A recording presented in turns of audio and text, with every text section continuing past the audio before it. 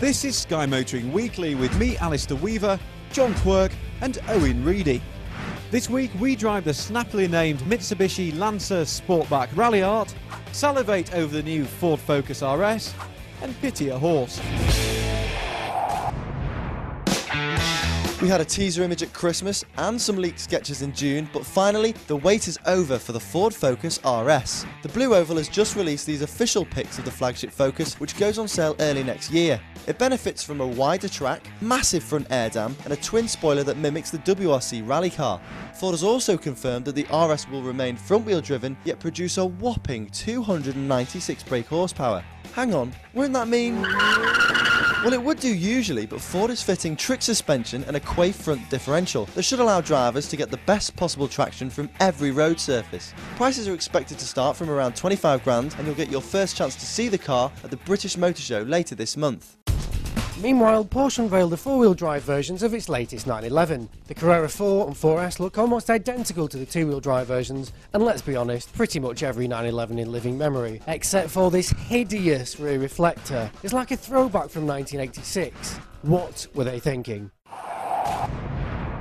And this was the week when our future king decided to run his Aston Martin on cheap plonk. Has Charlie gone mad? I asked the man responsible, Aston's exotically named Kingsley Riding Phelps. How do you make a car run on wine? What's it all about? Well, the way to make it run on wine is to carry out a full engine development and all the fuel systems and the fuel tanks and pipes as well. We started last October and we finished it very successfully with the engine now fully running on E85 by ethanol. Whose idea was this? Did Prince Charles approach you? Yes, he did. The Prince of Wales approached us and asked us if we could possibly do this for him. We at Work Service are always up for a challenge, so it was an opportunity for us and especially for him. And isn't this an appalling waste of wine? Wouldn't you be better off drinking it? Absolutely not. I think it's marvellous that he can continue to use his classic Aston Martin and give everyone and himself a lot of pleasure.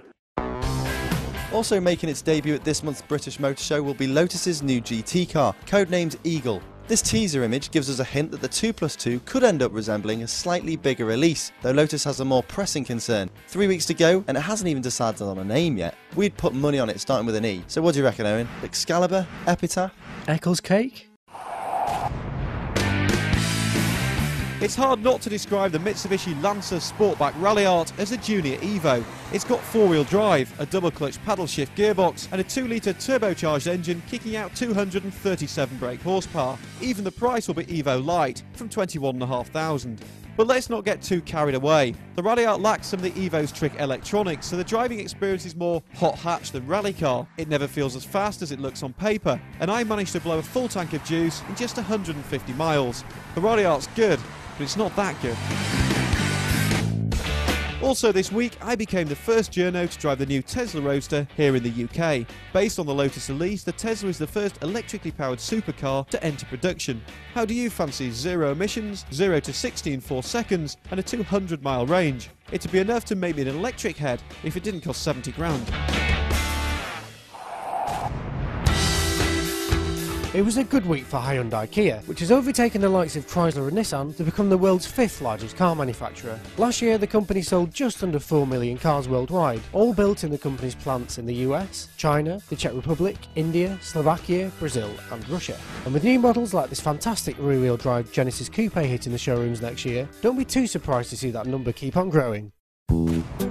It was a bad week for horses. Yep, Roush Technologies, the company famous for building mental Mustangs, turned their attention to a different kind of pony this week by developing a horse training thingy. This very weird contraption has enough space inside for a vet and a trainer, and thanks to 2 Volvo engines, can actually keep pace with the GGs as they train. Wouldn't mind seeing how it does over a steeplechase though.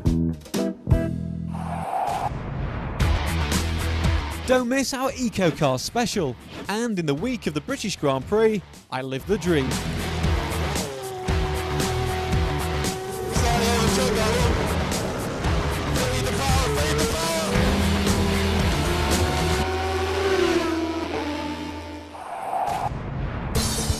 Next week, we'll be heading to the Rockingham Speedway to try out the brand new 211 horsepower Mini John Cooper Works Mini Cooper Clubman S. Barry John, whatever it's called, the fast one.